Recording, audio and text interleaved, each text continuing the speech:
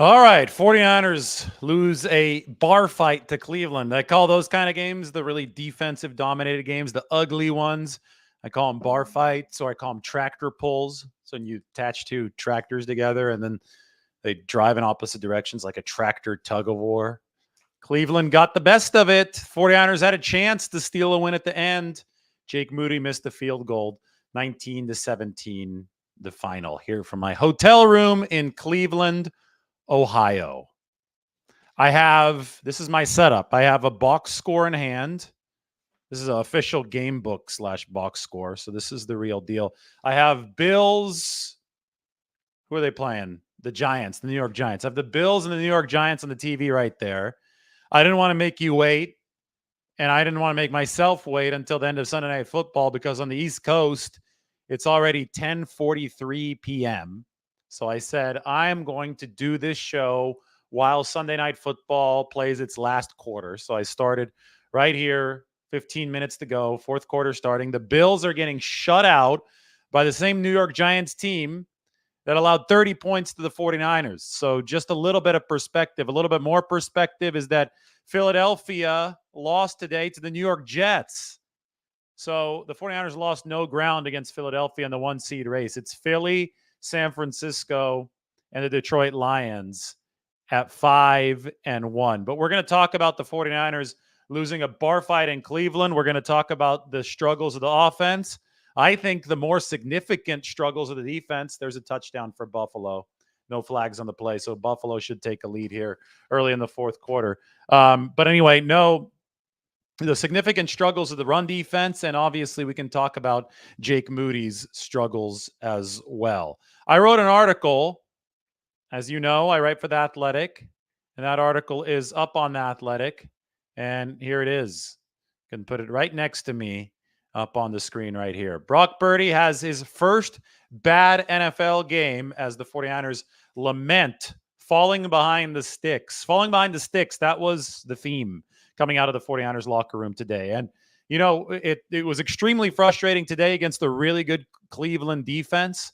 But the truth of the matter is that these games look a whole lot different if the 49ers do a couple things a little bit better to stay in front of the sticks, or if they connect on some of their big plays. Brandon Ayuk had a drop touchdown today on a dime from Brock Purdy. Zadarius Smith crushed Brock Purdy, and Brock uncorked a perfect deep pass, maybe the best deep pass of his NFL career, to Brandon Ayuk, who just dropped the ball.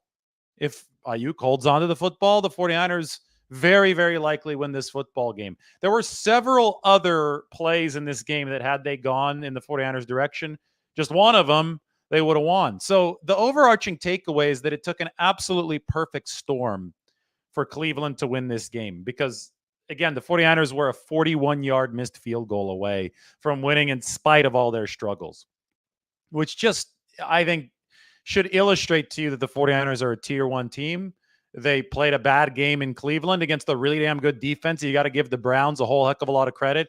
And I, of course, will over the course of this show. We just wait till we get into some of the metrics about how good this Browns defense is. I think it's the best one the 49ers will face all season, unless they play the Browns again in the Super Bowl. Then they have to play that defense twice. But I mean, you look at the bad game, you look at the quality of the opposing defense, you look at the conditions on the road, you look at the fact that officiating, I think, hurt the 49ers with Deshaun Gibson's hit. I mean, this game almost certainly would have been over had that not been called a personal foul against Deshaun Gibson, against Elijah Moore at the end.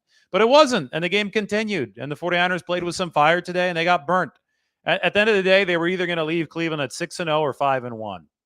They're 5-1, and they still have that positioning for the 1 seed in the NFC. So you move on to next week against Minnesota. Probably wouldn't want to be the Vikings. But anyway, let's go through some of the bigger picture overarching takeaways. First, the offense for the 49ers. They cannot afford to play behind the sticks against an elite defense like Cleveland's. And it is time to give Cleveland's defense its flowers. And here are its flowers. Take a look at this. And I know I'm showing you these kind of graphics over the course of the week leading up to the game, but I think a lot of people didn't take it fully seriously. The further up you are on the y-axis, the better your defense. And a lot of people said, oh, the Browns haven't played anybody yet. Well, now they played the 49ers. And I think most of us sitting here in this room can agree that the 49ers are a very, very damn good offense. And the Browns are still at the top here by a country mile. Look where the 49ers defense is. Look where the Cowboys defense is. Look where the Ravens are. The Browns are cut above everybody else. This is a really, really damn good Cleveland Browns defense. Against a defense like that, you can't play behind the sticks. What does that mean? Well, it means that you have to be in, well, 1st and 10 is a given, unless you get lucky and get a 1st and 5, but you have to be in 2nd and 6 or better than that. You have to be in 3rd and 4, 3rd and 3 or better than that. You can't be in 2nd and 18 as the 49ers found themselves on the very second drive of the game. We saw Jeremiah Owusu, the linebacker, just completely sniff out a screen to Christian McCaffrey because the Browns are confident. They have Myles Garrett. They have Zadarius Smith. They have Dalvin Tomlinson, who basically built a tent in the 49ers backfield today and lived there. The Browns are really confident about their ability to rush the passer. With that, they know that a lot of screen passes are coming. Second drive of the game, you had Jeremiah Owusu, the linebacker, sitting on the screen to Christian McCaffrey. Boom. 2nd and 18. Boom. 49ers very soon to be out of field goal range, even after Fred Warner set them up for at least some points. Now, they still were in range, but Moody missed a 54-yarder. But, 54-yarders are not super high percentage kicks at any level of the game. That's, NFL kickers will make them. They'll also miss those 54-yarders. Holding penalty on Trent Williams a little bit later. Delay of game on Brock Purdy toward the end of the first half. The Brock Purdy gets responsibility for that since he's the 49ers quarterback. You had a lot of runs up the middle that didn't do anything for the 49ers. And, a big issue in this game was that Deebo Samuel got hurt. So you have one of the most aggressive defenses in the league, and we're giving the Browns their flowers right now. You have one of the most aggressive defenses in the league that is gambling on interior runs. The very first play of this game was a jet sweep to Deebo Samuel. You could tell the 49ers were trying to stretch the defense, but then Deebo gets hurts his shoulder. So they run it to Ray McLeod with some success later, but still, McLeod plays the Deebo role, but is a very different type of player. Less physicality, a little bit more speed, obviously not as plugged into the current game plan. And the 49ers don't diffuse the pass rush for Cleveland as well as I think they expected they would on 1st and 2nd down. And then they put themselves in 3rd down and long. The Browns pin their ears back, and the 49ers get into a whole heck of a lot of trouble. I don't think Brock Purdy, I think he was pressured at the highest rate ever in his NFL career. And I've never seen anything like this. The black bolded line is average distance away from the quarterback, league average. It's 4.56 yards at the time of the release. Every single Browns player was significantly closer to Brock Purdy at the time of release than the league average, including Myles Garrett, who was like almost a yard and a half closer. Zadarius Smith under 4. A number under 4 on average in this metric is absolutely elite. Borderline embarrassing for an opposing offensive line. And both edge rushers for the Cleveland Browns were under that. Now, they were playing against Colton McKivitz and an injured Trent Williams. Trent Williams said, he injured his ankle early, but Trent did not want the 49ers to have to play Jalen Moore against Myles Garrett, who's a future Hall of Fame edge rusher. So Trent played hurt. You see the result. You also see the result of the 49ers getting behind the chains and letting these guys sit back and pin their ears back. Dalvin Tomlinson, Okoronkwo, all those guys did a very good job constricting the pocket against Brock Purdy, who, it was Brock Purdy's first career bad game.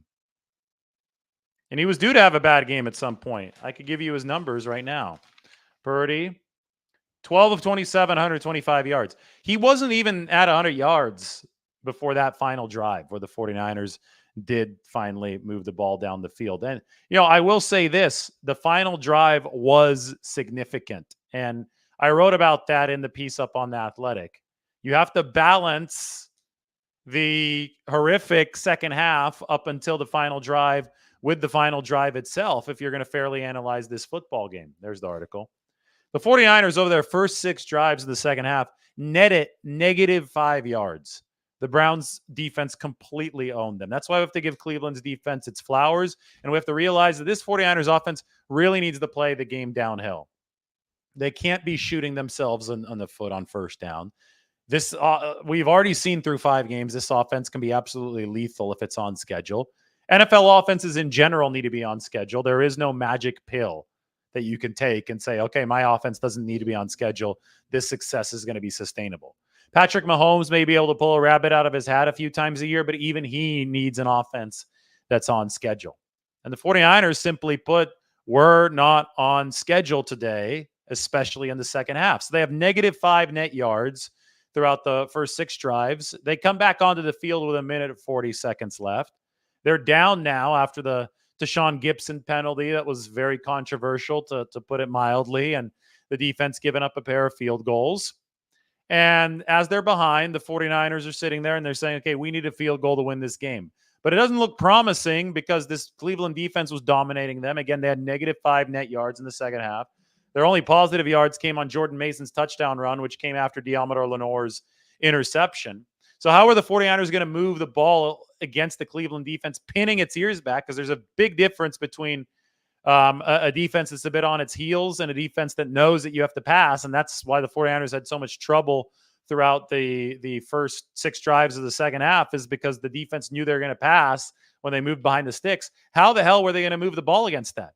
I thought Brock Purdy showed a heck of a lot. And this is the biggest reason why people need to stop freaking out, if they are freaking out. I don't really read social media comments anymore. But if people are freaking out, I think it's very, very key to realize that Brock Purdy got it together. Brandon Ayuk got it together. And it was everybody's fault offensively that they stalled. Again, Ayuk dropped that deep ball early. Brock Purdy missed passes in this football game. The offensive line, injured as it was with Trent Williams playing on the bum ankle against a really good defense, definitely struggled. I thought Spencer Burford, the numbers are probably going to look bad for him tomorrow. The 49ers didn't seem to be helped again by the officiating in this game. I can't seem to think of a call that went against their offense specifically, though. That was against Deshaun Gibson, the call that I'm talking about. So you have this, laundry list of issues, yet they were still able to turn it around, march right down the field, and set Jake Moody up for the field goal. I think Trent Williams said it best. I have a quote from Trent, because the 49ers, despite all that, were able to deliver the final drive against this really good defense in crunch time when it mattered to set up a very reasonable field goal try, 41 yards, but it didn't work out. That being said, the opponent today, the Browns, averaged 4.8 yards per play, and the 49ers averaged 3.9 yards per play. You can make a very compelling argument that the 49ers did not deserve to win this game. And I think that Trent Williams had the best quote to encapsulate this. I thought that this was really, really fair analysis from Trent Williams. So fair, in fact, that I'm going to put this up on the screen. I just screenshotted it. Let's read what Trent Williams had to say. Did I just screw that up? No, I didn't. I got it. Here we go. Trent Williams is the most fair analysis of the 49ers loss to the Browns. Honestly, we probably didn't deserve to win that game. Again, evidence is that the Browns had nearly 1 more yard per play than the 49ers. And the team that wins that generally deserves to win, if you want to assign deservingness to win. Rest of the quote, but it's a pretty good learning experience. We played really good defense. It's a dog fight. Obviously, we didn't come out on the side that we wanted to. But honestly, this team can probably draw a lot from this game today.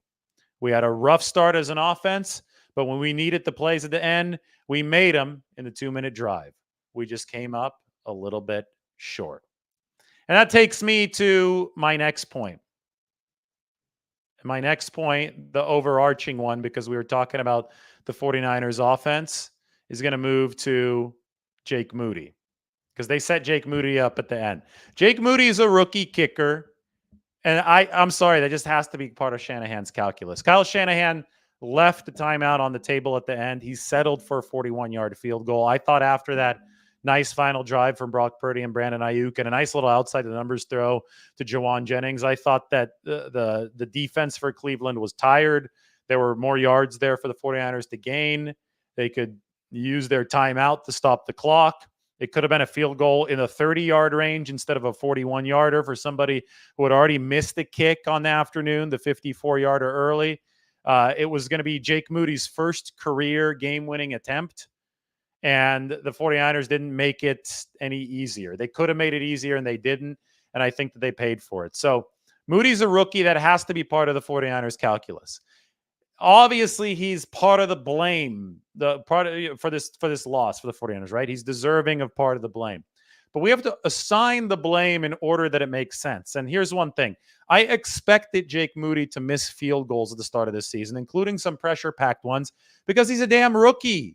A rookie in the NFL, you build that into your expectation if you're Kyle Shanahan. Or at least he should have. You expect rookies, especially kickers, to struggle a little bit. I didn't expect the 49ers to give up 160 rushing yards to the Cleveland Browns, who didn't even have Deshaun Watson, who are using P.J. Walker as their quarterback. They didn't even have Nick Chubb. I did not expect the 160 rushing yards. So I did expect Jake Moody to struggle. I didn't expect the run defense to struggle. And I'll tell you what, I did not expect the 49ers offense, even though this Cleveland defense is really good, to have the fewest yards in the Kyle Shanahan era. 215 yards. It's the fewest in the Shanahan era. It's the fewest by a Shanahan coached or coordinated team since Kyle was in Cleveland, here, where I'm sitting right now, in Cleveland as their offensive coordinator in 2014. So, everybody's going to be quick to pile on to a rookie kicker, but in the list of rational blame assignment, we expected the rookie kicker to have some issues early in the season. Anybody with a brain would have expected that. What we didn't expect are the 49ers run defense struggles against the Cleveland team that was very shorthanded, and the 49ers offensive struggles that I did expect offensive struggles, but I didn't expect the offense to be as ghastly as it was over a stretch of time. Now, there's reasons for that. We're going to talk about McCaffrey being hurt. We're going to talk about Samuel being hurt. I've already talked about the 49ers falling behind the chains. My entire article is really dedicated to Purdy's performance and the struggles there. So obviously there's a lot to talk about in that regard. But the fact that, Jake Moody was part of the blame for this loss needs to be tempered with the context that he was far from the only reason. And the 49ers, as Trent Williams said, might have deserved to lose this game. Again, 4.8 yards per play for Cleveland, only 3.9 yards per play for the 49ers. That was one of the worst offensive outputs yards per play wise of the Shanahan era. It was the worst offensive output when it comes to total yardage. So who should we talk about first? Hell, let's talk about Purdy because I wrote about him. By the way, if you want more score updates, I'll give you a few more. The Giants have taken a 9-7 lead over Buffalo here with 10 minutes to go in the game. Josh Allen has the ball again. I want to remind people, though, perspective is so important. The 49ers hung 30 on this Giants team. Buffalo struggling to do that today. Offenses are going to have off nights. Stuff is going to change. And in this case, when we're talking about the 49ers, they played a damn good Cleveland defense. It was going to be so important for the 49ers to not only, and I need to include this in the keys to the game, this should be understood, though I shouldn't have to. The 49ers ran the ball decently effectively. They were at 25 carries, 108 yards, but they situationally didn't take care of business. By that, I mean 12 penalties, 105 yards, and a ton of issues, especially on first down, to not keep that second and third down distance manageable. And because of that, the run game and the early down game did not give Brock Purdy a solid enough platform to succeed on third downs. On third downs in this game, the 49ers went 3 of 12. That was their worst percentage of the season. When you're on that many third downs, and the 49ers were in a ton of them, I closed the...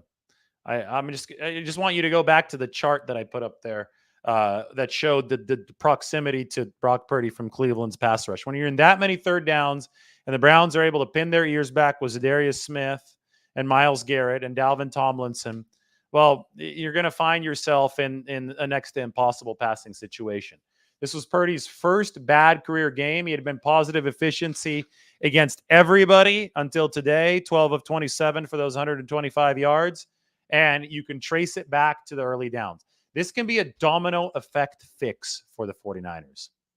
If you fix the early downs, if you stop committing those penalties on early downs, if you make sure that you have positive gains on early downs, some of that starts with Brock Purdy hitting his passes on early downs. He missed a few today. If you do all of that, the late downs will look better. Simple as that. So it's a boom or bust kind of situation for the 49ers offense. And they boomed on the last drive. They just couldn't make the field goal. They're going to need a little bit more of that. Now, could there be a little bit more urgency from Shanahan earlier? I suppose, but what they need to do is they need to build a sustainable offense that's not based only on a drop back game, that also runs the football, because that's when the 49ers are at their best, right? That's when they can chokehold you for 60 minutes. That was a desperation drive at the end. You have to give Brock Purdy credit. You have to give Brandon Ayuk credit for making it happen. But we need to project how can the 49ers best avoid some of the pitfalls of today moving forward. And the best way to do that is continue running the ball well. It wasn't terrible today, but also run and operate your offense within the context of something that creates manageable third downs. And when you're 3 of 12 on third down, that tells me that it wasn't exactly manageable. Now, in the case of Brock Purdy, I think he missed the throw to Christian McCaffrey that could have been a touchdown in the first half. It was on a free play. I think Myles Garrett jumped off sides. McCaffrey came out of the backfield, had his defender beat. Purdy overthrew him. He got drilled on the play, sure, but it was still a missed opportunity. Missed a corner to Brandon Ayuk a little bit after that. The interception today from Brock Purdy was a throw that he could have made as well. That could have been a first down on 3rd and long to Brandon Ayuk, but it fell behind Ayuk. But you can't just pile on Brock Purdy when Ayuk dropped the bomb that probably would have broken the game open early. Literally just dropped it. Ayuk dropped a couple passes today. They both showed up later. The 49ers needed them to show up a little bit earlier. They needed just a bit more from their offense because they weren't completely airtight on defense, with that run defense struggling a bit. And obviously Jake Moody missed 2 field goals. So the whole team is to blame. But are these fixable issues? Well, listen to this. Brock Purdy was the most, and still is, I believe. I have to do the math tomorrow, but has been the most accurate quarterback in documented history on intermediate passes. Right? I'm going to look to see what the percentage is after tomorrow because he was over 90 before this game. But he missed on some intermediates today. He had been the NFL leader on deep passes today. Passes, I think, that traveled over 15 yards downfield. All passes. He went 1 of 8 on such passes today. So you either believe that what Brock Purdy has done up to this point has been legit, or you believe it's been a fluke. The larger part of the sample suggests that it's been legit, and today he played the top defense, and it was a little bit of a fluke. We can't collectively freak out once he has just one bad game, especially if the reasons for that one bad game are very, very apparent. Now, let's take a little detour here, talk about the 49ers injuries, because those were a big part of this game. Those are going to be a huge part of this team moving forward, because I think they're the biggest variable to track. Josh Allen's driving. We got 5:20 left. Giants 9, Buffalo 7. Going to be interesting. I mean, when we look at the team tier chart, it's Buffalo and the 49ers up there as first-tier teams. And Buffalo, if they can't pull this one out, they're going to lose their 3rd game of the season. You guys see how mad Brian Daboll was at the end of the first half? I think that they might have audibled into a run play they shouldn't have called because it was, 7 seconds remained in the half. And they ran out of time when Saquon Barkley got tackled without reaching the goal line. Oh, my God, the coach blew a gasket. That was crazy. But anyway, the reason I bring that up is if the Giants had at least 3 more points right now, it would be a different situation in this game. It would be 12-7. Buffalo would need a touchdown. Buffalo only needs a field goal here with 4.5 left to take the lead. And then who knows what's going to happen with Tyrod Taylor and company. Anyway, 49ers injuries today. McCaffrey, oblique. He tried to come back into the game, had 1 6-yard carry, grimaced and exited. I briefly swung by Christian's locker after. He's going to undergo more testing tomorrow. That's completely customary. Coming off of a road game. First, you fly back home. They're going to be back. They might already be back. It's been a few hours now. They're probably close to being back in the Bay Area. Then they're all going to go in for testing on Monday. So we'll see where Christian McCaffrey is at. I do know that the 49ers play Minnesota, and then they play Cincinnati, and then they have a bye week. So it's entirely possible they're missing some of their superstars here over the next 2 weeks. It's entirely possible they still win games here over the next 2 weeks. Touchdown Buffalo, by the way. Looks like they hit the tight end in the end zone. 12 plays, 75 yards. Bills take the lead over the Giants. Anyway, it's entirely possible the 49ers also miss Deebo Samuel, who, according to Ian Rappaport, had negative x-rays on the collarbone, I'm guessing, because he was listed with a shoulder injury. But that doesn't mean he's out of the woods yet. He's got to undergo more testing tomorrow. Trent Williams said, hey, I'm going to play on this ankle, probably a sprain, because I don't want to expose Jalen Moore to Myles Garrett. So, he's probably in question moving forward. And George Odom, thigh injury. He didn't return. We don't have another update on him. The reason I put Dre Greenlaw under there is because the 49ers really missed Dre today. They gave up 160 rushing yards on 5 yards per carry. They didn't have their tone setter on defense, so we're going to have to monitor when he returns. I don't think that anything changed today in terms of the 49ers' status as Super Bowl favorites on the as it pertained to actual play on the field. Big deal. They lost the game where their offense struggled against the number one defense, and they missed a field goal from a rookie that could have bailed them out to win the game. Whatever. They're going to fix those issues. It's a long season. I'm more about the chapters than the entire novel. Today was just one chapter. Whatever would have happened on that field today wouldn't have, I don't think would have changed or should have changed any intelligent opinions, like overarching opinions about the 49ers. But the one thing that is an exception to that is the health status of the 49ers. I stand behind what I said last week, that the 49ers healthy are odds-on Super Bowl favorites. But then you see a game where Christian McCaffrey goes down, where Deebo Samuel goes down, where Trent Williams has to play hurt. You're already missing Dre Greenlaw. Well, all of a sudden, that tremendous bill of health that you had over the first 5 weeks of the season isn't looking so great anymore. So the variable that could have changed and might have changed, and we won't know if it's changed until we get firmer prognoses on some of these players, that variable that could have changed in this game was the 49ers' health. And that's the biggest thing to track. You're going to lose games in the NFL. It's almost impossible to go undefeated, right? So you'd rather have those losses be learning lessons, and I think there's a very clear lesson to be learned on the offensive side of the ball. You can't play behind the sticks. You're going to have to be better about that. They have lessons on the defensive side of the ball. They have to fix some of those run defense issues. Javon Kinlaw in particular has to be better. I saw a lot of over pursuit from him. And you've got to set your rookie kicker up for success. You got to do all these things. You have to fix all these things, but I think they're all very fixable, and I think that nobody should be freaking out about those things. But you also do, in an NFL season, have to have a good share of injury luck. And I think so far, all things considered, the 49ers have had solid injury luck. But that we're going to reevaluate that on a week-by-week basis. And we'll reevaluate that as these players who got hurt in this game, plus Dre Greenlaw, who was hurt before in practice, the hamstring injury, we're going to evaluate how the 49ers have navigated it on that health front. Anyway, fewest yards of the Shanahan era. The 49ers had almost as many penalty yards as Brock Purdy had passing yards, 125 passing yards, 105 penalty yards in this game. But again, they didn't lose any ground in the 1 seed. The New York Jets, Robert Saleh's New York Jets beat the Eagles. Jalen Hurts looked significantly worse, in my opinion, than Brock Purdy did today. Jalen Hurts had a chance to hold a lead through a pick, had a chance to come back and grab the lead through a pick. Brock Purdy was in a situation where he had a chance to come back and grab a lead, put the 49ers in position for a 41-yard field goal. The Jets have a good defense. I get it. Jalen Hurts was playing against the Jets. I think Brock Purdy was playing against the better defense in Cleveland. Very similar losses. There was a relation between the two losses, between the Eagles lost to a backup quarterback in Zach Wilson and the 49ers lost to a backup quarterback in PJ Walker. But guess what? The sun will rise tomorrow for both the 49ers and the Eagles. Both of those teams are still the class of the NFC. Maybe they're joined by the Lions now, who beat Tampa Bay 20-6. So you have 3 5-1 teams atop the NFC, and it's going to be fun.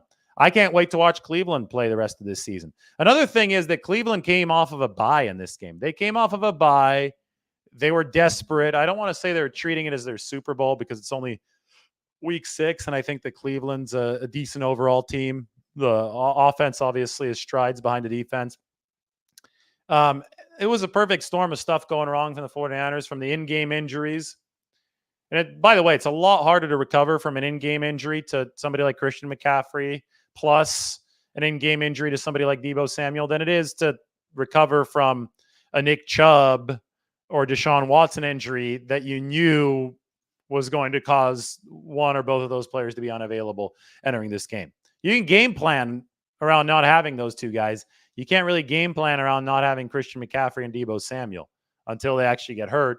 Then you find yourself in a bind. So that's where the 49ers were. They were still a field goal away from being able to steal a win, get out of Dodge or get out of Cleveland with a win.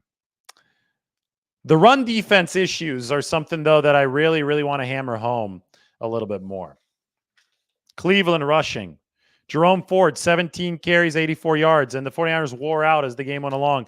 22-yard carry there at the end really set the Browns up for what would be ultimately the game-winning field goal. Kareem Hunt, 12 carries, 47 yards, and a touchdown from 16 out. Ran off of left tackle. Over pursuit inside from the 49ers defensive tackles. They caught the 49ers off guard with Marquise Goodwin on the jet sweep. Remember that? It was the Marquise Goodwin revenge game. 20 yards on that play. Goodwin also had one catch for 4 yards. Elijah Moore carried once, one catch for 8 yards. And P.J. Walker managed 1 yard. I remember he escaped the sack, escaped the grasp of Javon Hargrave. So that's in total 34 carries, 160 yards, 4.7 per carry. It's not going to get it done. I mean, in the past, getting 100 yards against this 49ers run defense was considered a huge accomplishment that we didn't see all that often. We've seen it a couple times already this season. And the fact that there are 160 yards today in a game where every yard meant so much, not a good look on the 49ers defense. Again, just naked eye, I saw some over-aggressiveness from Javon Kinlaw. I saw a few missed tackles from the 49ers today. They're going to you have to be better. What's happening right now when the run defense struggles the way that it is? The New York Giants, third down coming up here, 3.5 minutes to go. They're down by 5 to the Bills. When the run defense struggles the way that it is struggling, it's costing the 49ers pass rush opportunities. Because P.J. Walker went 18 of 34 for 192 yards. Not very good, right? A lot of incompletions, 2 actual interceptions, some near interceptions. The more you tighten the screws on the pass game, the better chance you have of P.J. Walker giving you a gift. And he gave the 49ers 2 of those today. But the 49ers didn't give themselves enough opportunities to be gifted. First down for the Giants on 3rd and 6. Tyrod Taylor delivers. Darren Waller, the tight end, from a Raider. So we have 2 minutes, 50 seconds to go. I hope everybody can put on the game here as I talk about the 49ers. We can have some simultaneous 49ers talk and Bills Giants talk. I like the setup I have here in the hotel room in Cleveland. It's a nice big screen TV. I wish I could flip the camera around and show you, but I can't really. I'm very well set up with the lighting and a little miniature tripod that I travel with. Play action. Tyrod underneath. Waller. What? A tight end wearing 12 is just funny. Waller's a hell of an athlete. I know we haven't heard from him all that much this year. Barely heard from him against the 49ers. He dropped a big pass there. I think it's going to take us down to the 2-minute warning. It's going to be 2nd and 5 unless the Giants get another playoff. They have the all caps italic Giants helmets, 203. They got a playoff. Saquon, he tried to run off right tackle and got stopped for a big loss. So it wasn't really worth it to get that one off before the 2-minute warning. It's going to be 3rd and long when we come back. The Giants down 5. Cool. Anyway, we could talk about the 49ers run defense issues because obviously the Bills bottled that run play up. When you can't stop the run consistently enough, opposing offenses are going to be in favorable down and distance. In favorable down and distance, which the 49ers didn't find themselves in today, you can run max protect because if it's like 2nd and 4, you can keep extra guys in to protect. You could just throw a little curl route for a first down. We saw that today from PJ Walker. You don't have to take the chances downfield. I mean, running the ball successfully against the 49ers defense really just cuts the legs out from under the 49ers defense. They can't sit and pin their ears back. And a great example is what Cleveland's defense was able to do against the 49ers. Again, the Niners ran decently well, but they failed at other things that would have situationally prepared them to be really damn good against this Cleveland defense. And they had been damn good in 5 games prior to this. So they faced this Cleveland defense with Cleveland having the advantage. So the 49ers, that illustrates the dynamic that they need to they need to capture for their own offense that they didn't capture in this game. On the other side of the ball, Cleveland did capture it, and they set PJ Walker up for success. Now, was he overly successful? No, but they just needed to be just good enough. And then the missed kicks opened up the rest of the door for the Cleveland Browns. But Walker, 18 of 34, 50. Oh, that 58-yarder to Amari Cooper. Deommodore Lenoir slipped. That's going to lead me to my next topic. Lenoir slip. I didn't see Cleveland being able to go up and down the field multiple times today with those long sustained drives. The 49ers defense is just too sound against the pass, deliver too many sacks to allow something like that. So I was like, no way these guys can move up and down the field with 14 play drives multiple times. And they weren't able to. But fluky stuff can happen if your offense is allowing the other team to stay in the game. If your special teams unit, if your missed kicks are allowing the other team to stay in the game. And one fluky thing that happened was Deommodore Lenoir just eating it on that deep pass, letting Amari Cooper roam free. Now, give Cooper credit. He hauled it in. Give him credit for the catch over Charvarius Ward on the other side. He made some plays for sure that were part of the perfect storm of the Browns winning this football game. All right, here we go in Buffalo, 3rd and 8. It's that point of the game where I'm going to be taking breaks at every play. Hopefully you guys are in sync with me if you're watching this game. I think I'm on normal cable TV since I'm in a hotel. Tyrod, he's going to get drilled. He does get drilled. Leaves one up in the air. Oh, boy. Incomplete. He was going far downfield. Now, the best thing that could have happened there for the Giants is the receiver fighting back for the football. He didn't do that because fighting back for the football there might have drawn a pass interference flag. Bills have a good pass rush. We already knew this. Just not enough fight there for the football. I don't think 13 saw it. That's tough. So here we go. 4th in the ball game. 4th and 8. Actually, the Giants still have 3 timeouts, so it's not going to be quite the ball game. Are you kidding me? Did they use... Oh, Buffalo used the timeout. I would have been beside myself just because I appreciate good football strategy.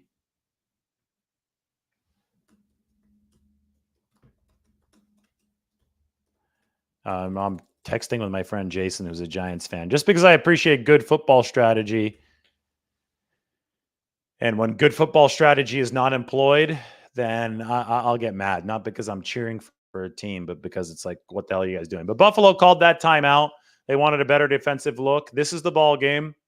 It's 14-9 Bills, 1:52 to go.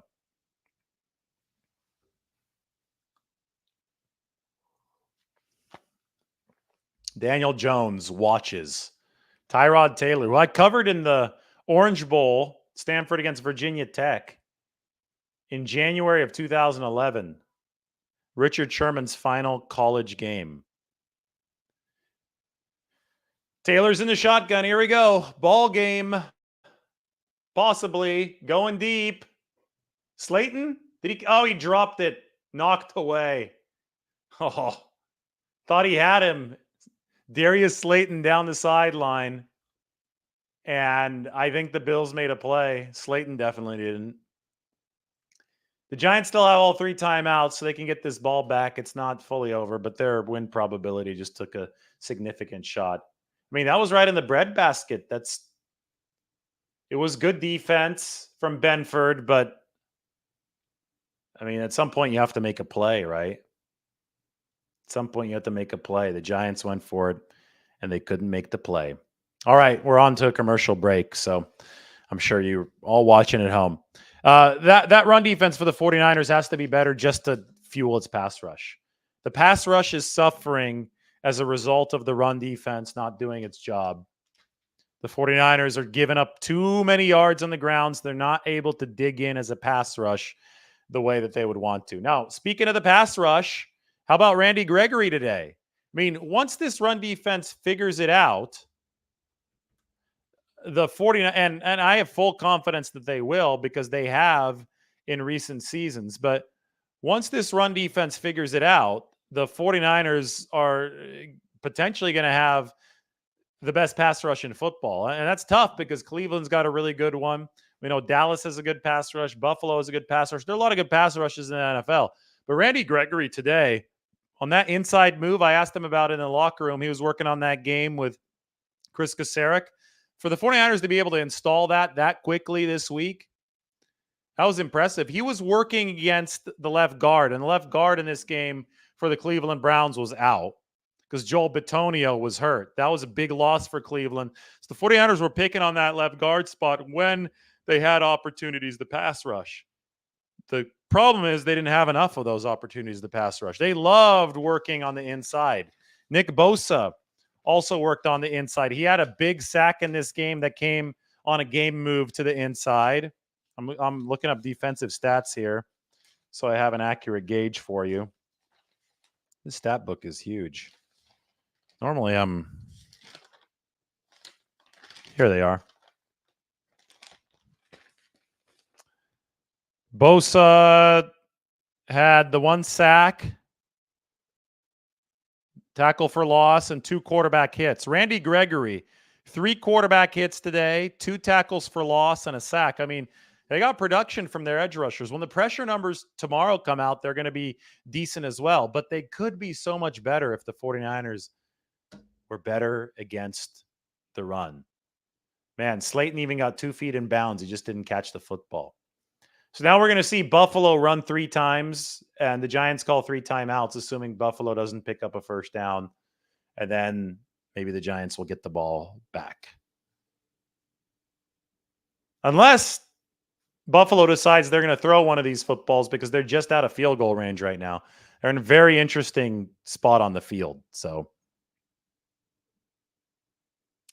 they're just past midfield. They're not really in field goal range. They might decide to be a little bit more aggressive. We'll see.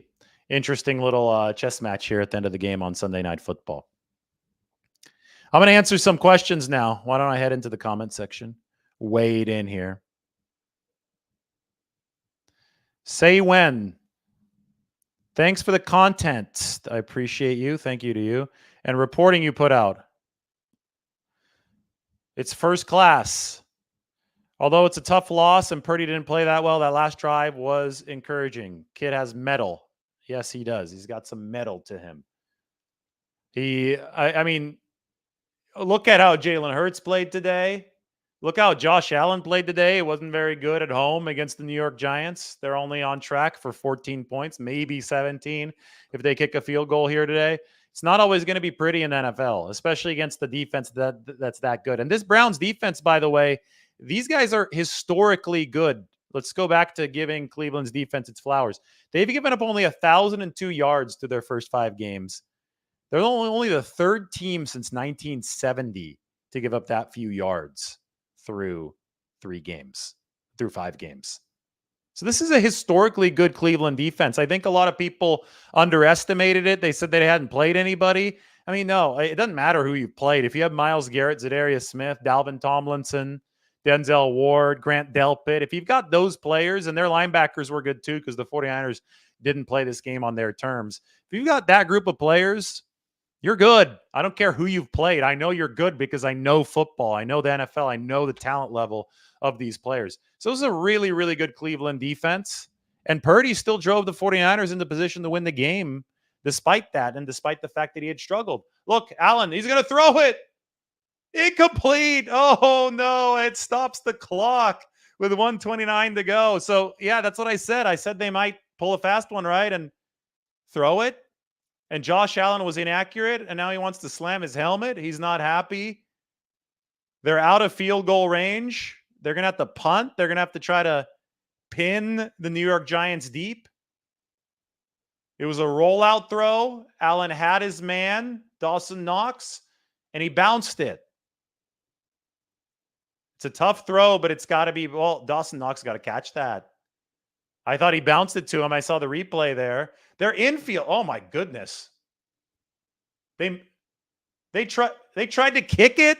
A 53. I thought they were further. It was 53 yards and they missed. So now the Giants really have a shot. I thought they were at like 58, 59 yards. That's what I get for watching the game out of the side of my eye here.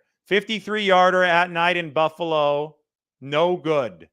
He missed by about as much as Jake Moody missed on the 41-yarder today. So those field goals pushed right. Those seem to be a theme for top teams in the NFL on this Sunday. Because of that miss, the New York Giants are going to have the ball at midfield or very near midfield with 1:25 left, trailing by 5. And because of the incompletion, they still have a timeout. Tyrod Taylor, first down. Saquon Barkley only picked up a yard, but he got out of bounds. So this is fun. Let's get your questions back up on the screen.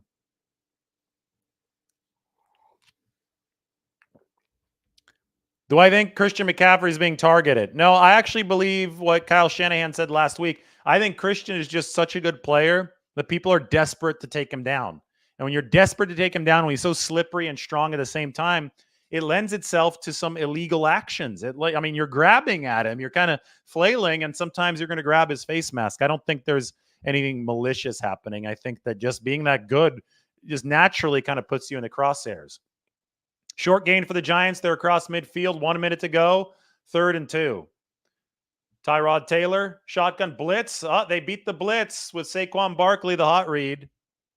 It's only about a 3 or 4 yard gain, but it picks up the first down, gets out of bounds. 53 seconds to go. They still have the timeout. They're going to need a chunk play here, though, sooner rather than later.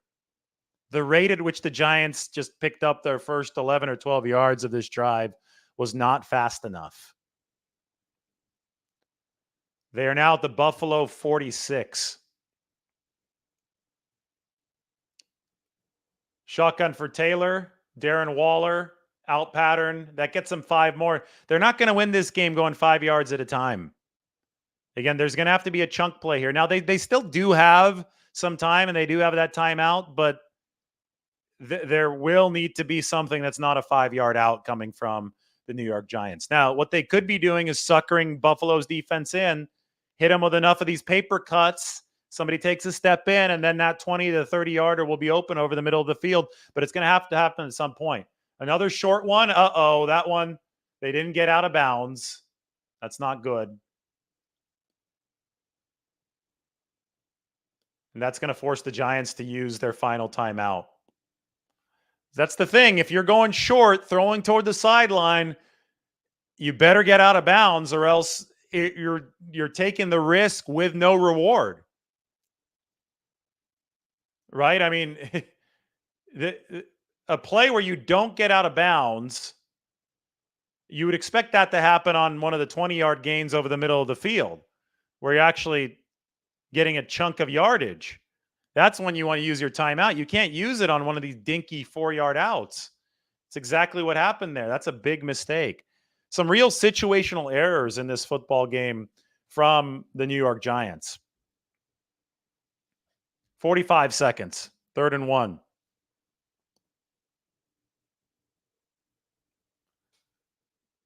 I mean, they're in much bigger trouble now. So they completed it to Darren Waller over the middle, but now they don't have any timeouts. So now you have to spike it, 35 seconds, and you're still 32 yards away from the end zone.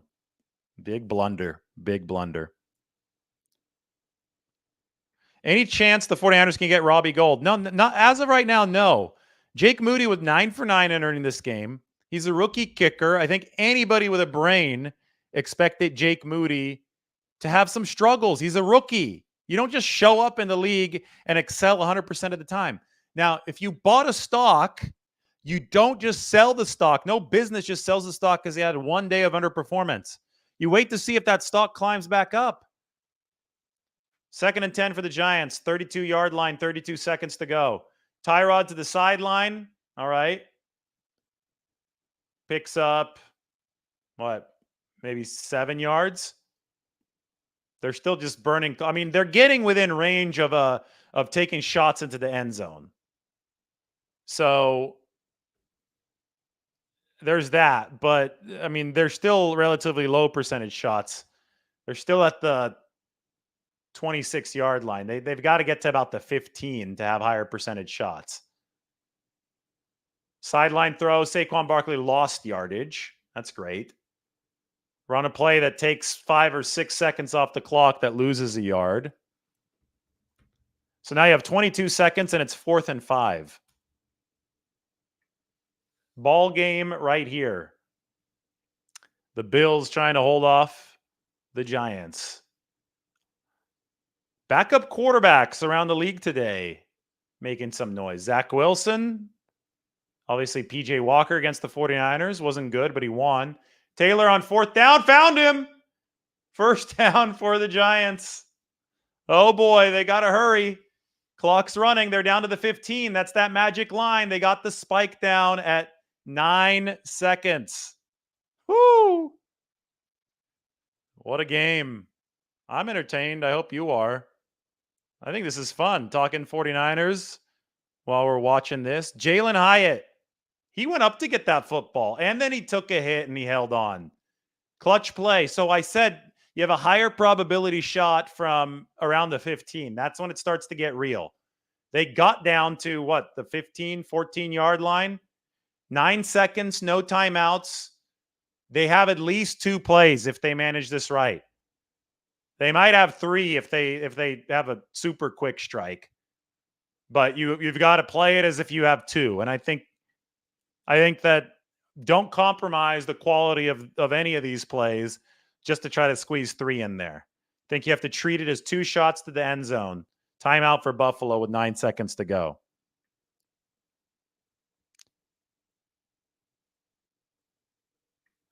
You want Mason over Mitchell for backup running back, huh? Oh, I don't really think that they're viewing it in terms of starter and backup or RB2, RB3. I think they look at it in terms of matchup a lot of the times too. Are you going to be running more outside zone? Do you need a little bit more muscle? Because Jordan Mason will give you that. So just let it play out. Today was Elijah Mitchell's first game back from the knee injury. Yeah, I mean, the 49ers win this game, I think, almost certainly, if that had not been called against Deshaun Gibson. All right, here we go. 9 seconds to go. Tyrod Taylor steps up in the pocket. He's going to run for it. He better get out of bounds. And he does with 2 seconds left. All right, I said 2 plays. Yes, they had exactly 2 plays. Good job from Tyrod Taylor. Nobody was open there, and he still got a few yards that could make this final play that will determine the ball game a little bit more manageable. He got down near the 10-yard line. So they're either going to win or lose with this play right here. 10-yard line, 14-9 Buffalo. The Bills will call a timeout to set everything up. The Giants don't have a timeout. Buffalo just used their last one. So this is going to determine the football game, and there's going to be no stopping this play when it does happen. Teams are out of timeouts. Is Buffalo going to fall to 3-3?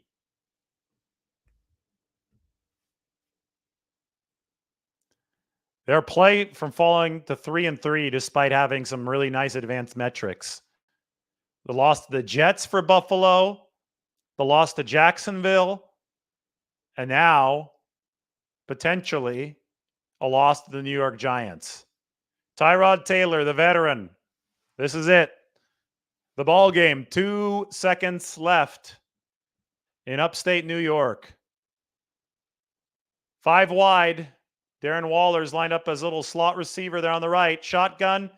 End zone. Incomplete. Flag. It's not over. It went to Darren Waller, but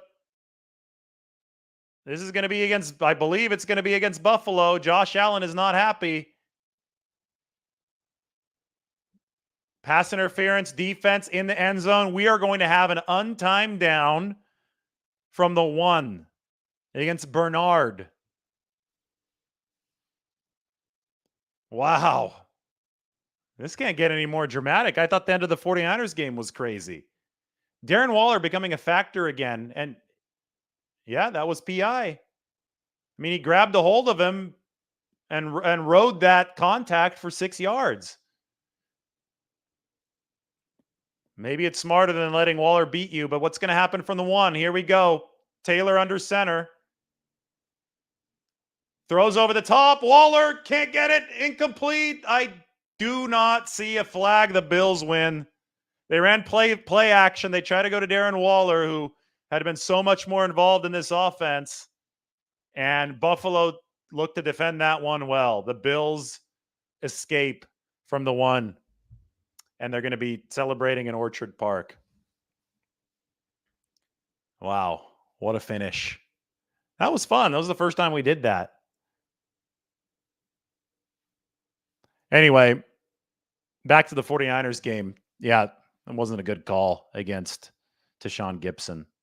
Really hurt the 49ers, as did the 12 penalties and 105 yards, and that was part of it, right? If it was 11 penalties for 90 yards without the Tashawn Gibson personal foul, I think the 49ers would have won this football game. Would have been 4th and long for the Cleveland Browns. And that was a point in the game where they were doing nothing. They got a little second wind after that, as any team would get a second wind. I wonder if that was really, really good. That probably was interference too on Johnson against Darren Waller, but they only gave them the benefit of the doubt on one game finishing play, not the second one.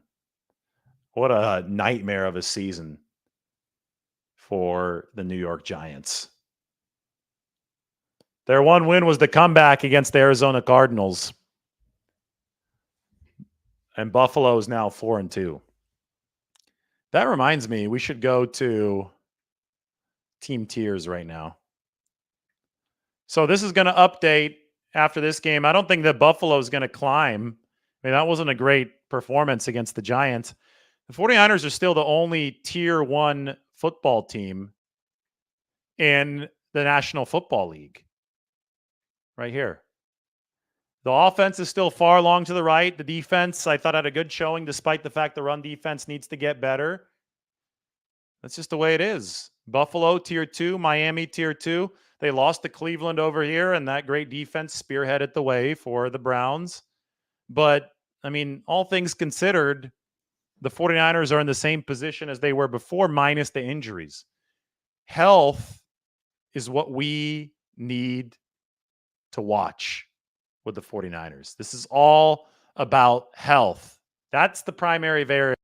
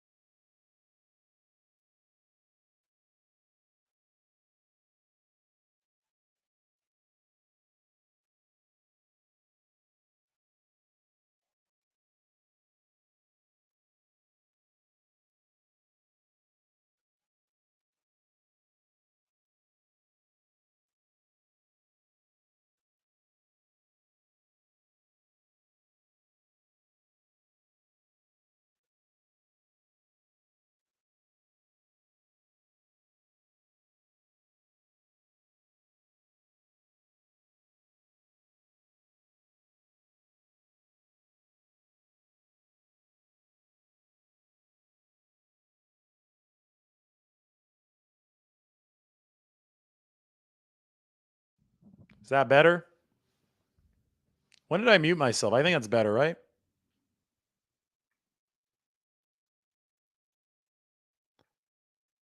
I think my sound is better. It should be on. There we go. Good. For some reason it said mute on the mic. How long was it off? It's kind of funny. I saw the viewers drop there for a little bit. I'm like, "Oh, great. Something must be off. What's going on?" And it was probably because I didn't have sound. 45 seconds without sound. That's crazy. Oh well. I don't know when I hit it, but I hit the mute button on my mic. Yeah, I'm pretty sure that it wasn't off since the 2-minute warning. Somebody's joking here.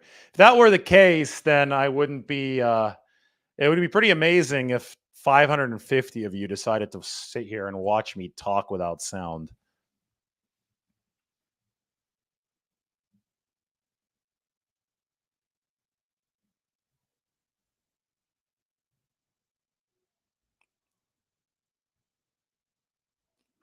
Nick Bosa, and this is just not true. He's absolutely as explosive. Did you see the sack today on the little game move over the inside? I thought he was more explosive than last season. I mean, Nick is playing really well. He's a top graded defensive player in football. I don't think that's going to change after this game. He's getting double and triple teamed a lot. The sack today was really explosive. The issue for the 49ers is run defense. Today they didn't have Dre Greenlaw. That was a big deal in this game. Greenlaw is very valuable to this team as far as setting a tone goes against the run. And I thought somebody like Javon Kinlaw was just getting sucked too far into trying to penetrate and not really pursuing the run with discipline today. I don't want to just single Kinlaw out because it seems like the unit as a whole, there's a little bit of over pursuit and over pass rush going on where they're a little bit susceptible to just getting carved up on the ground on that first level.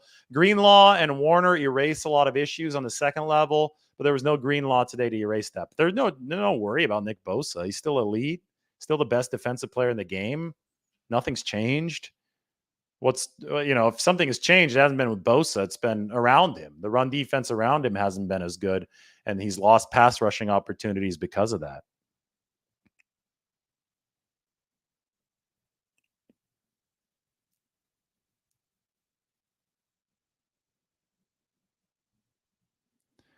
Yeah, Wilkes overloaded that side, gave Nick Bosa a free lane, and he looked very, very explosive on that play.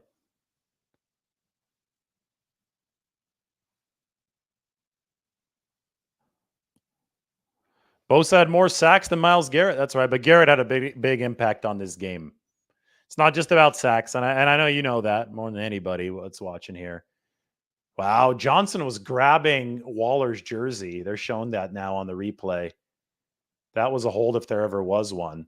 But that's another thing. You got to run a higher percentage play than that.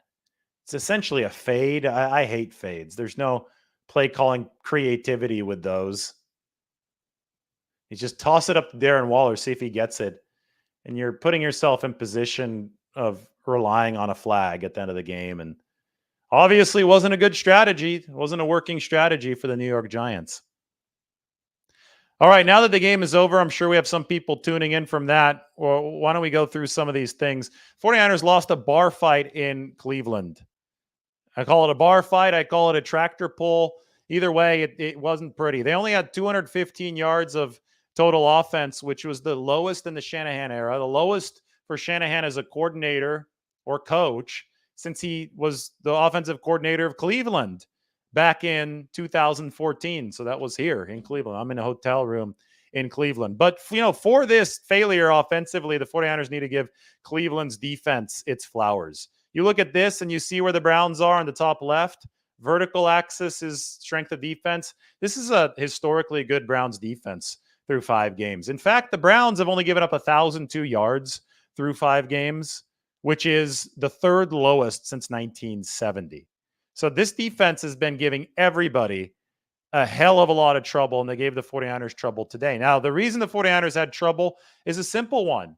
And if they played the Browns again next week, I think it could change. They played behind the sticks because they struggled with penalties and missed execution on first and second down, and they didn't hit their kill shots in the first half. Kill shot would have been Brandon Ayuk actually catching Brock Purdy's great deep pass. Kill shot would have been Brock Purdy hitting Christian McCaffrey on the free play when Christian was open down the sideline. 49ers didn't hit those shots. 49ers committed penalties, 12 for 105 yards in this football game. And because of that, the 49ers were behind the sticks. They played this game in the Cleveland Browns wheelhouse. Myles Garrett, Zadarius Smith, Dalvin Tomlinson played in the backfield, constricted the pocket to a level I hadn't seen before against the 49ers because the 49ers were in poor down and distance. To fix the offensive line, you don't have to start talking about trades right now. Of course, the 49ers would want to improve if something materialized, but talk about what makes this 49ers offensive line look good.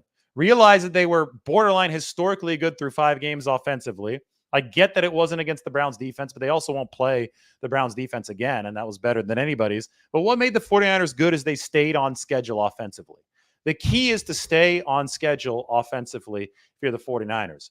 Now, the key is also to stay on schedule defensively. And when your run defense gives up 160 yards on 4.7 per carry, like the 49ers did today to Jerome Ford and Kareem Hunt and the Cleveland Browns, well, you're going to be in a position where you're in trouble defensively. Your pass rush has had some of the wind taken out of its sails. The Browns were able to pin their ears back and rush Brock Purdy. That's why the 49ers had -5 yards through their first 6 drives of the second half. That's why. The 49ers never got to the level consistently of being able to pin their ears back against PJ Walker. That's because they gave up 160 on the ground. I would also, we talk about the tighter coverages, and there are some max protect situations because teams run a ton of max protect against the 49ers. They're so afraid of the pass rush. Max protect, quick release. They've got to be on their P's and Q's coverage-wise to punish a team like the Browns from being able to hit them on some of those quick throws. That's something the 49ers absolutely must do to bring a more cohesive defensive effort. That being said, this 49ers defense did some good stuff today. Deommodore Lenoir gave him the lead, essentially, right? Nice interception. Very nice interception. Really physical coverage. He looked like a hyena against Amari Cooper. He calls himself a hyena. Dogged him on that play. And that set the 49ers up for a go-ahead touchdown. So that was good from Deommodore Lenoir. Fred Warner, interception a little bit earlier. I thought, a big play in this game that didn't go the 49ers' way.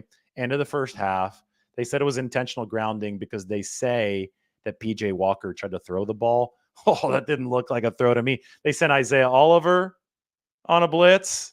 I think was it Oliver with Burks, I think, on the play. Oliver was in on it. He hits PJ Walker, who kind of half-heartedly flipped the ball away. I thought that was a fumble. And if that's a recovery for Nick Bosa, well, the 49ers probably have at least 3 more points, maybe 7. As we know, 3 would have been enough at the end of the day to win this game. So the 49ers, they may have some run defense issues, but this defense was also turning the Browns over. They lead the league in turnover differential. The 49ers still do. They won turnover differential today.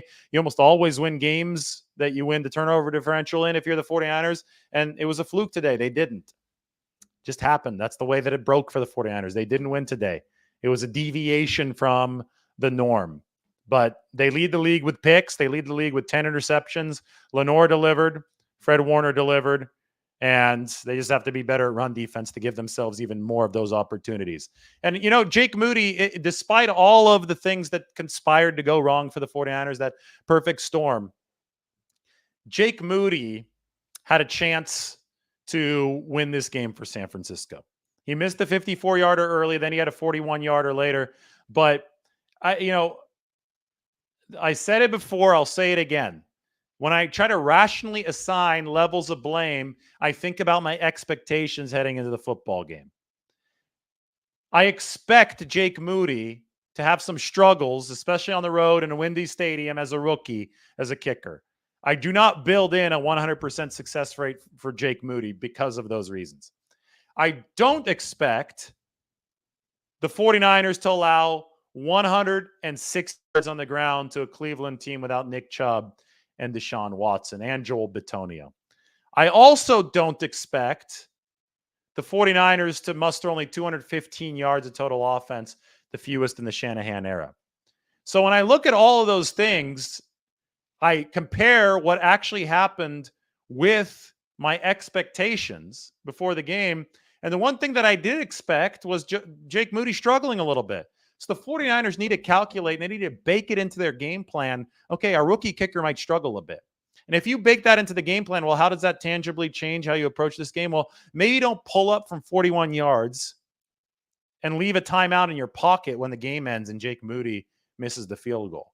Cleveland's defense was tired. Give him 2 more yards, 3 more yards. 2 more yards probably does the trick. He barely missed, right? So that's a clear adjustment that Shanahan can make moving forward. Give Jake Moody as much rope as possible. Give him let him work with something that's you use all of your resources to set him up for success. I think that's one thing that was really important. But then the 49ers didn't do. That being said, they didn't lose any ground in the 1 seed race. Philadelphia lost to the New York Jets. And I would say that Brock Purdy's final drive was one hell of a success. He set his team up to win. We probably learned more about Brock Purdy today than we have over the last couple of weeks combined. I mean, we knew that he was accurate. We knew that he processes well. We know that he's a cool customer, but everybody wanted to know, how does he do when things aren't going well? Because he's inevitably going to have that one bad game. And I mean, speaking of the one bad game, I wrote about that on The Athletic. It's right here. So be sure to check this out in the description. So what happens when Brock Purdy does struggle? How's he going to be when he's behind? Because he was only behind against the Raiders before this, right? They won, but that wasn't a great team. This was a great defense. Historically good defense through 5 games. Brock Purdy's behind. He's on the road. Nothing's going well. They have -5 yards in the second half, and Purdy leads the 49ers right down the field with Brandon Ayuk. I think we learned a lot about Brock in this game, and it's very, very positive there at the end. Again, he was inevitably going to have a bad game at some point. There's no way around it. He finally did have his bad game. Here's what it looked like efficiency-wise. This is the first time ever that Brock Purdy was in the negatives efficiency-wise. The first time ever he was under 50 QBR. 50 is average. So the struggles came, and they still almost won. They weren't able to get it done, but they still almost won despite that. So he had the bad game that everybody was fearing. And hell, he doesn't play a defense as good as this one the rest of the way, unless they meet up with Cleveland in the Super Bowl. And that would be a problem that the 49ers really would welcome. Hey, their odds for the Super Bowl are about the same as they were before. I haven't checked them, but nothing today, unless these injuries are serious long-term injuries. And I think that they dodged that bullet. I think that they'll have Deebo Samuel back at some point soon. I think they'll have Christian McCaffrey back at some point soon. I don't think Trent Williams will miss much time, if any. If those guys still stay healthy, that's the variable that's good for the 49ers as I talk about those injuries. Got to fix those penalties, and then you have to appreciate that Randy Gregory made a very, very nice debut for the 49ers. 2 tackles for loss, a sack.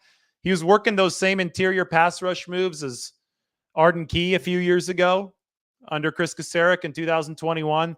The sky is the limit for this 49ers pass rush if they can fix those run defense issues. That's the problem with the 49ers defense right now, is how they're performing on the run. That's the part of what's been going on that hasn't been good enough. All right, so I'm going to go back through some of the issues yesterday today through the lens of some of my keys. I'm going to go back here and look at some of the keys. Let's see which ones we have. I'm just going to put this up here. I talked about Brock Purdy against the Browns defense. Obviously, the Browns defense had the edge for most of today, although Purdy was so close from getting the last laugh. His kicker prevented him from getting the last laugh. And Kyle Shanahan, got to blame him too for not setting Jake Moody up with the easiest possible field goal. Remember when I said this week, these are all text titles from earlier this week. I said Cleveland has a hell of a veteran-savvy defensive line. I think you saw that on display today. That Cleveland defensive line, really damn good. The 49ers offensive line, I mean, they're set up to have to play downhill. They have to, A, run block, and they have to be in good down and distance so they're not sitting back there on their heels against Myles Garrett and company. Just how almost any line is built, but especially the 49ers line. They're trying to control games on the ground. And when you're trying to do that, you cannot fall behind through penalties. You can't see 2nd and 18. Biggest play of the game in retrospect to set the tone for Cleveland might have been the linebacker Jeremiah Owusu-Koramoah sitting on a screen pass on the 49ers' second drive to Christian McCaffrey that he blew up for an 8-yard loss. That set the tone of putting the 49ers behind the sticks, and their offensive line looks night and day worse when that's the case, right? I said the Browns' biggest weakness were their linebackers, but they made those linebackers play as a strength. Jeremiah Owusu-Koramoah, who I just talked about, he's a linebacker. He's one of the guys I was talking about. And, he's aggressive. And, these linebackers, they play downhill. They get after it. They're hard charging on those interior blitzes. It was the 49ers' job to put those guys into coverage situations, and they didn't do that. They weren't able to get the down and distance situations necessary, the chain leverage situations necessary to put guys like Owusu-Koramoah, like Sione Takitaki into coverage situations. So the Browns played this game on their terms. Cleveland, they ran the most cover one in the NFL coming in. They ran a ton of man coverage today, but they won up front. The 49ers weren't in down and distance to take advantage of that. So even though they didn't have Deshaun Watson and Nick Chubb on the other side of the ball, they didn't need all too much because the 49ers offense wasn't doing much of anything. And I stand by this. The Browns have some good players, but they don't have a good offense. I think Jerome Ford impressed me. I thought he ran well. I already knew about Kareem Hunt. I talked about Amari Cooper and David Njoku. Those are both good players. So, yes, good players. But that offense, the 49ers still were overwhelming at times defensively. It's just that run defense that wasn't good enough in this game. I can't wait to see the pressure numbers tomorrow. I want to see what the numbers for DeJuan Jones, Jedrick Willis, and the 49ers, McKivitz, Trent Williams, those are going to be really interesting. Elijah Moore can line up anywhere. Did you see Trent Williams just destroy Elijah Moore in the pregame scuffle? That was crazy. Still no real word about why that started. Nobody was saying in the locker room. I think the Browns were standing around on the area of the field the 49ers like to occupy during warmups. Then guys started talking and they started yelling. But I also mentioned before the game, this is more about Randy Gregory's debut. That was interesting. It was a good debut. All right, cool stuff. This was the 49ers losing a bar fight in Cleveland. They're still 5-1. They're still in the driver's seat to try to get the NFC number 1 seed. They play Minnesota next week, and hell, Philadelphia's got a really tough schedule after losing to the Jets today. So the 49ers off to Monday Night Football. They're going to have an extra day to lick their wounds. The Vikings going to be coming off a bye week. I didn't see Minnesota play today. Are they playing? No, they wouldn't be playing 2 Monday nights in a row. Let me look at this up. Vikings schedule. Minnesota. They lost to the Chiefs. No, they beat the Bears. 19-13. All right, yeah, Minnesota struggled, and I think the Bears lost Justin Fields at some point in that game. It didn't look like it was an overpowering showing from Minnesota. So the 49ers will have the Vikings in Minnesota next week. Should be fun. Try to get back on track. They may be a little shorthanded. We'll keep an eye on the 49ers injury situation. Have an update for you tomorrow. But they have to take care of all the issues that I discussed today. I'll take a few more questions here on Sunday night. It is midnight. It's actually Monday morning here in Cleveland. I have taken my coverage from Sunday to Monday. This is the right take to have. Lester's going to review the game later. He's not terribly concerned. There's no reason to be terribly concerned after this game. It is one chapter in a larger story. It was a perfect storm for Cleveland. That's what it really was.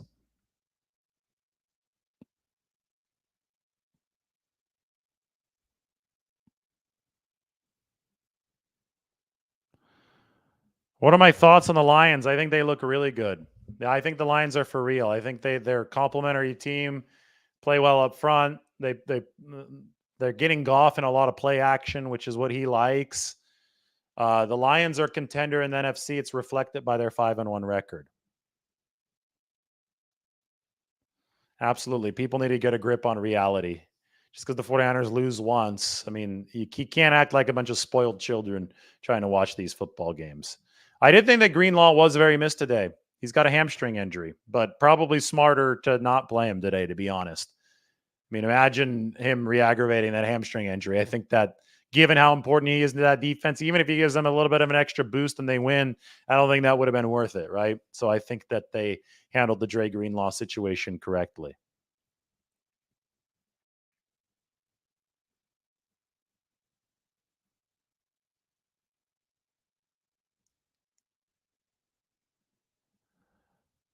All right, any more questions?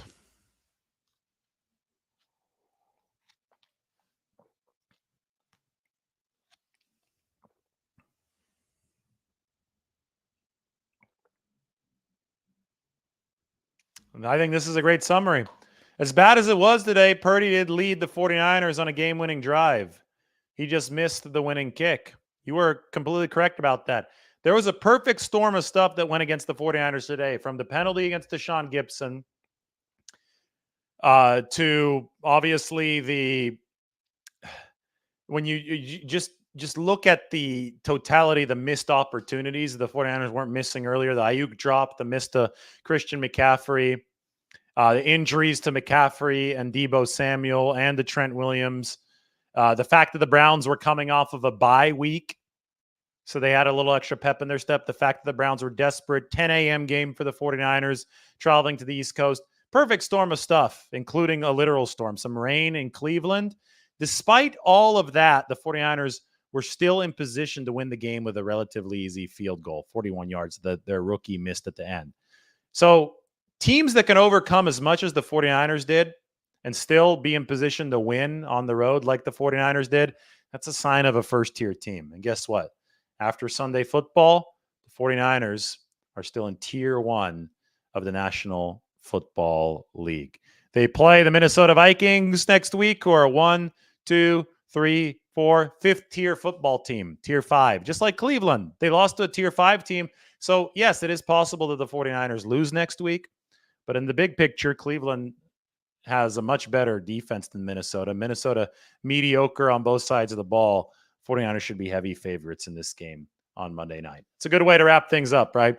Everybody liked the video, sub to the channel. It was fun talking to you. I took you across midnight here in Cleveland. So this went from Sunday to Monday. So I appreciate that like and that subscribe. I also would appreciate if you subscribe to The Athletic.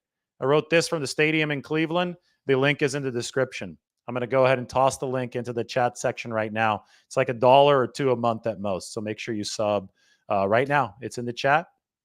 And I will talk to everybody soon. Thanks again. Have a good night.